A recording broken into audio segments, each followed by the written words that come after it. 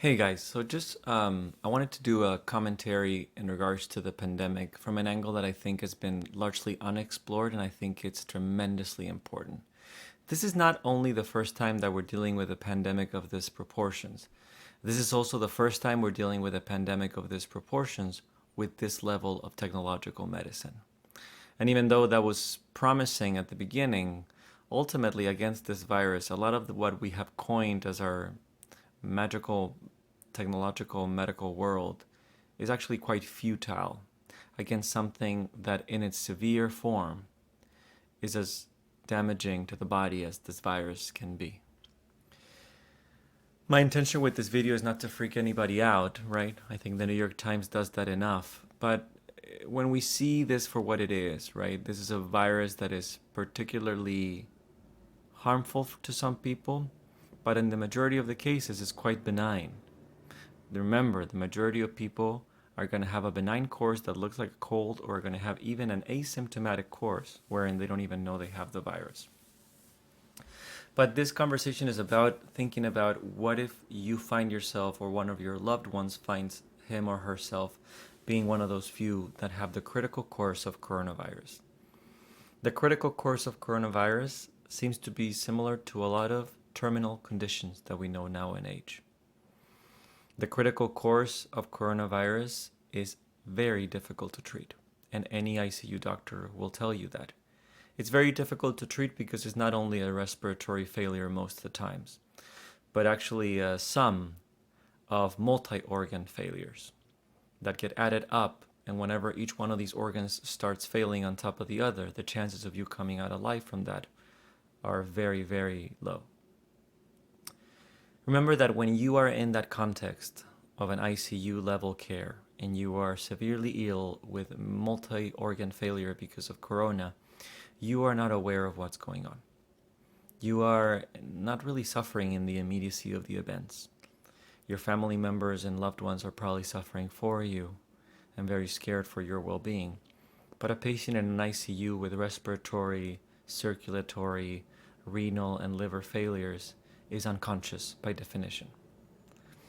So in that context where you're not going to be able to speak for yourself, it's a tremendous priority for there to be a clear set of advanced directives on your behalf, meaning statements that you have made, hopefully in paper, about what you want done and what you don't.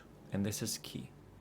It's key always. It has always been very important for us not to pretend that we're going to live forever, but actually to not put all of the weight of decisions regarding advanced directives on our loved ones, but actually carrying the brunt ourselves and stating it out loud so that it doesn't fall onto them to make these difficult decisions.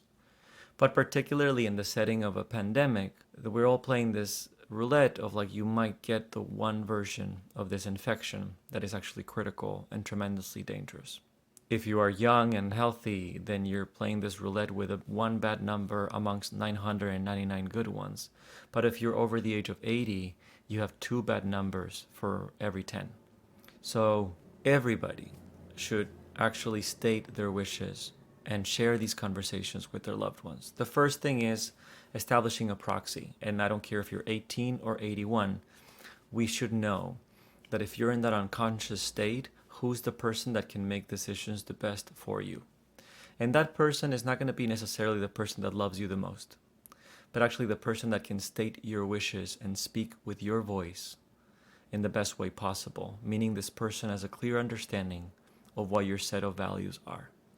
And that's called a proxy, and you can download a form online today and complete it, or you can just tell a couple of your loved ones very clearly, this is the person that will speak if I lose my voice.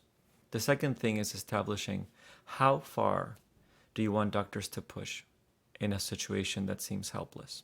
If you are one of the few unfortunate ones that has a very bad course of COVID infection and you find yourself in an ICU setting with multi-organ failure, the chances of you coming out alive from that are slim.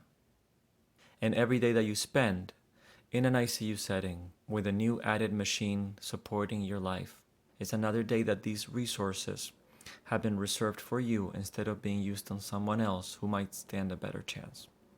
I am nobody to tell you to what point you have to push or not push. I am nobody to tell you what the value of your life is.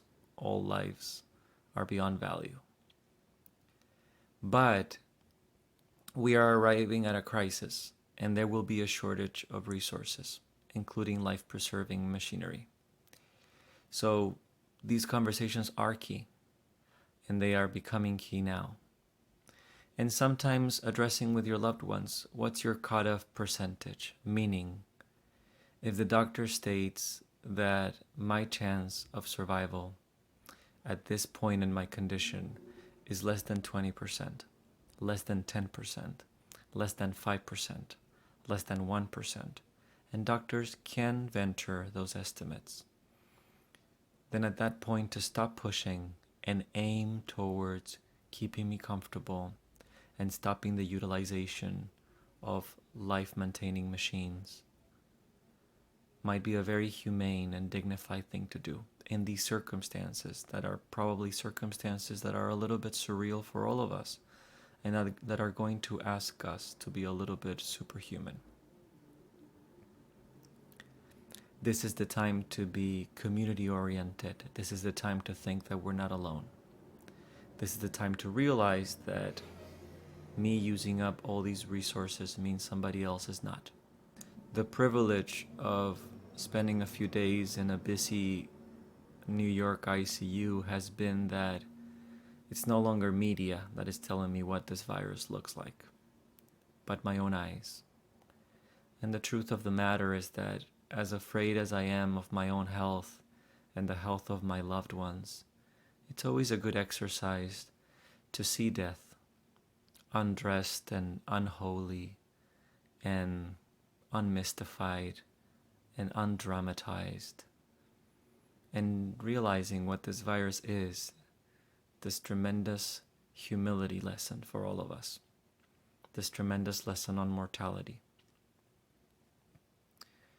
And we can rise to that challenge, I believe, and we can have grown-up discussions with the people that we love. And that's the invitation I'm making to you today. Stay safe.